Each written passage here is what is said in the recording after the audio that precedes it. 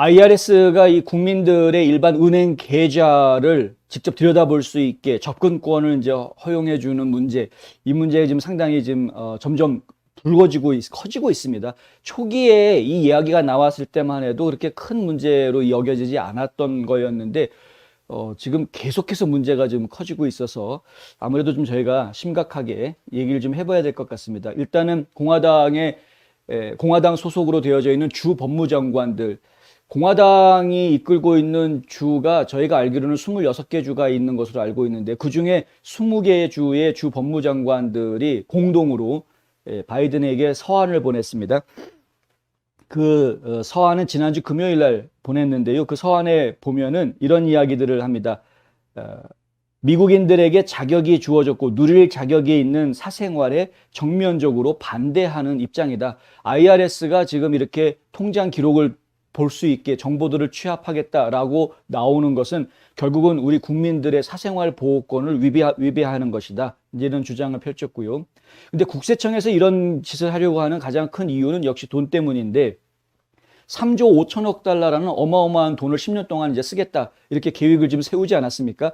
지금 물론 이제 상원 쪽에서 강하게 막고 있고 민주당 내부에서도 그 계획에 대해서 반대하는 사람들이 나오다 보니까 그럼 뭐 액수를 좀 줄이겠다.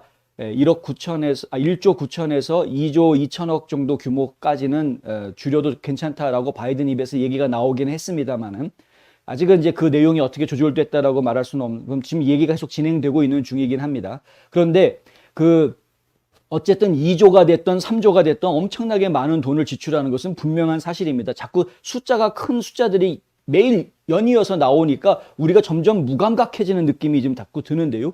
1조 달러라는 게 엄청난 돈입니다. 1000조 원인데요. 1000조 원. 1100조 원이죠. 1100조 원.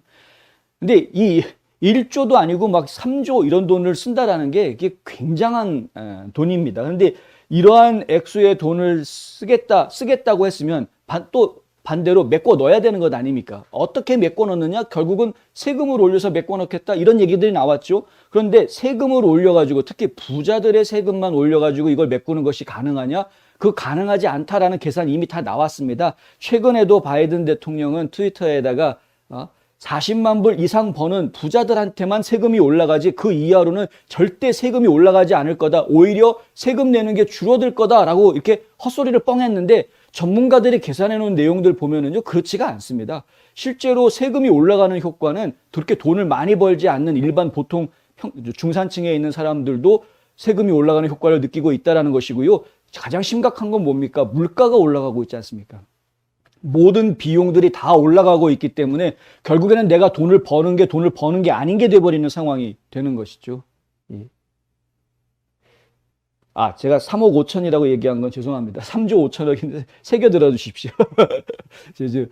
말을 하다가 자꾸 헷갈려서 죄송합니다. 헷갈린 부분에 대해서는 3조 5천억입니다. 지금 바이든 쪽에서 내놓은 또 빌드 베러 백인가요? 빌드 백 베러인가요? 근데 하여간 이게 너무나 큰 돈이다 보니까 그런데 그 돈을 메꿔 넣는 것이 결국에는 부자들의 부자 증세만 가지고서는 좀 부족한 부분들이 있다. 그렇게 해서 나머지 또 다른 돈을 걷어들일 수 있는 부분들을 연구를 지금 했겠죠. 민주당 쪽에서는. 그래서 생각한 것이 바로 이 국세청에서 이야기하고 있는 탈세자들을 색출해내겠다라는 겁니다. 탈세를 색출해내겠다라는 것은 새로운 얘기가 아니지 않습니까? 예전에도 있었던 거 아닙니까? 탈세하는 사람들은 반드시 끝까지 추적해가지고 세금 징수하는 것, 그거는 어느 나라의 국세청도 다 하는 일입니다. 그런데 굳이 그것을 하기 위해서 예전에 없었던 새로운 조치, 모든 국민들의 통장을 다 들여다볼 수 있는 이런 조치를 왜 해야 되느냐? 옛날부터 해오던 일인데, 그런데 지금 국세청에서 내놓은 이야기가 이렇습니다. 이것을 600달러 선으로 연간 600달러 이상 거래가 오고 가는 통장을 감시할 수 있게 된다고 그러면은 10년 동안 4,600억 달러의 세금 수입이 생길 수 있다. 이게 무슨 얘기입니까? 지금까지는 이 돈이 현찰이 오고 가는 것에 부과되는 세금들을 피했던 사람들이 영락없이 세금을 낼 수밖에 없는 상황들로 된다라는 겁니다. 불법을 했다라기보다는 어떤 일종의 관행이라든가 편법 같은 것들을 통해서, 그래서 사실 절세의 지혜로 절세할 수 있었던 부분들이 이제는 절세의 지혜가 아니라 세금을 내야 되는 항목으로 다 뒤바뀌게 될 수 있는 상황들이 온다는 거죠. 이것이 연간 600불 이상 움직이는 통장에 적용이 된다면 그것은 이렇게 해서 세금으로 걷어서 돈을 줘야 되는 이 사람들이 연간 40만 불 이상 돈을 버는 사람들만 적용되는 게 아니란 얘기입니다. 모든 국민들이 국세청한테 예전보다 더 돈을 줄 수밖에 없는 상황이 벌어지게 되는 겁니다. 일단 입장 자체는 그렇게 바뀌게 되는 거죠. 그런데 바이든은 헛소리하고 재무장관은 이런 얘기하고, 그러니까 바이든은 세금 안 올라간다. 이 40만 불 이상 되는 부자만 세금 올라간다. 이렇게 헛소리하고, 이 옐런 재무장관은 이렇게 해가지고 통장을 다 들여다볼 수 있게 만들어만 주면은 4,600억 달러의 세수를 발생시킬 수가 있다. 그래서 지금 이게 3조 5천억 통과시켜도 그래도 이 쓴 돈을 충분히 채울 수 있는 그런 재원이 하나 형성이 될 수 있다. 이렇게 얘기하고 있는 겁니다. 그러니까 적자 운영이라는 이야기가 지적이 되다 보니까 이런 문제가 나오는데요. 연방정부가 지나치게 부채가 너무 많아서 부채를 갚을 능력이 안 되니까 지금 그 한도를 자꾸 올려달라. 부채 한도를 자꾸 올려달라. 이런 얘기가 얼마 전에 계속 진행이 됐었죠.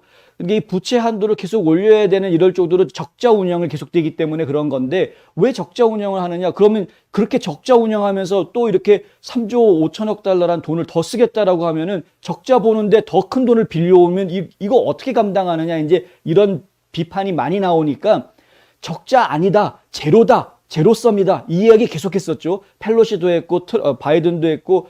이 민주당 사람들이 전부 다 제로섬이라는 이야기를 했습니다. 무슨 얘기냐면 지금 돈을 빌려서 투자하지만 결국은 국가 산업이 잘 돌아가기 때문에 인프라에 투자하는 거기 때문에 그것이 국가 산업을 결국은 발전시키고 시너지 효과를 낼 것이고 결국은 그렇게 경기가 활성화되면서 세금 수입이 훨씬 더 많아지게 될 것이고 결국에는 이렇게 빌려서 투자한 돈 다 갚을 수 있게 된다. 결국엔 그래서 제로가 될 것이다. 이렇게 주장을 해왔던 겁니다.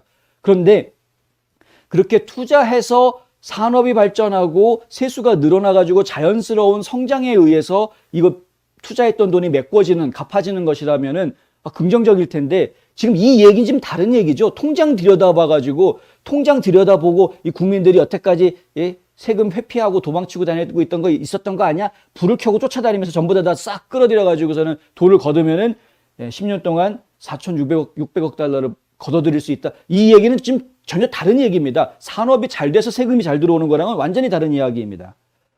무슨 얘기인지 이해가 되셨을 거라고 보고요. 결국에는 지금 민주당에서 하고 있는 이 경제 정책들이 처음부터 끝까지 전부 다 거짓말이다라는 게 드러나고 있는 거거든요. 이 정책만 보아도 이게 다 거짓말이다. 이 전체 이 윤곽 자체가 프레임워크 전체가 다 거짓말이다라는 것을 지금 본인들이 지금 드러내고 있는 것이다라는 이야기입니다. 민주당 의원들 사이에서는 600불 말고 10,000불로 합시다. 1년에 10,000불 정도 이렇게 이동이 있는 통장에 대해서만 IRS에 보고하도록 그렇게 합시다. 그리고 이 10,000불에는 월급으로 받는 돈은 제외해 줍시다. 이제 이렇게 이야기가 지금 나와 있습니다. 그러니까 월급으로 받는 수입 이외에 10,000불 이상 1년에 돈이 오고 가는 흔적이 나타나면 그러면은 IRS가 보고를 받고 들여다볼 수 있게 이 돈 어디서 났어? 이제 이렇게 물어보는 거죠. 그럼 그 돈이 어디서 났다? 그래? 그럼 세금 내야지. 하고 세금 걷어가려고 하는 이런 겁니다. 지금 상황이. 자, 그런데 한번 생각해 보십시오. 월급 생활을 하는 W2 종사자들 같은 경우에는 월급이 얼마 들어왔습니다라고 공식적으로 근로소득세 내고 신고를 하고 그 돈을 은행에다 넣어놓는 거니까 그 이외에 10,000불, 추가 10,000불을 이야기할 수가 있는 상황이 되겠지만 자영업자들 같은 경우에는 이 돈이 내가 번 돈인지 어디서 빌려온 돈인지 이런 것들이 다 밝혀지기가 어렵지 않습니까? 그런 상황에서 그냥 1년에 10,000불이라는 거는 통장 안에 1년에 10,000불이 들어왔다 나가는 건 자영업자 입장에서는 10,000불 한 달에도 벌어질 수 있는 일이죠. 얼마든지. 이 자영업자라는 게 무슨 뭐 엄청난 부자들입니까? 그냥 조그만한 가게 하나 운영하고 있는 소상공인들이 다 포함되는 겁니다. 1년, 한 달에 한 10,000불 정도 왔다 갔다 하는 건 누구나 다 있을 수 있는 일입니다. 웬만한 가게 하나 운영하시는 분이라면. 그런데 그 사람들 전부 다 IRS에서 이 돈 어디서 났어? 이 돈 어디서 났어? 이렇게 되면 얼마나 이게 골치 아픈 일이 됩니까? 예. 이거 중산층 죽이기 작전밖에는 안 됩니다. 중산층 죽이기 이 정책밖에는 안 되는 것이다. 은행들도 이런 문제를 누구보다도 잘 알고 있고요. 소상공인, 이 상공인 협의회 같은 경우에도 이런 문제들을 좀 잘 알고 있습니다. 그래서 조지아주 같은 경우에는 조지아주 상공회의소하고 조지아주 은행가 협회에서 공동으로 이것에 대해서 반대하는 성명을 내고 지금 서명 캠페인까지 지금 벌이고 있는 이런 상황입니다. 그러니까 이런 부분은 좀 잘못됐다라고 지적을 해주면 행정부들이 그 잘못된 것에 대해서 인정을 좀 해주면 좋은데 워낙 이 똥꼬집 좌파들이라서 좌파들은 절대 한번 세운 고집을 꺾지를 않습니다. 창피한 줄도 모르고 이 본인이 사실 무식하게 이런 일을 벌이고 있는 건데 근데 창피한 줄도 모르고 꺾지도 않고 끝까지 그냥 똥꼬집 부리고 계속 나가려고 하는 이런 모습들을 좀 보이고 있다.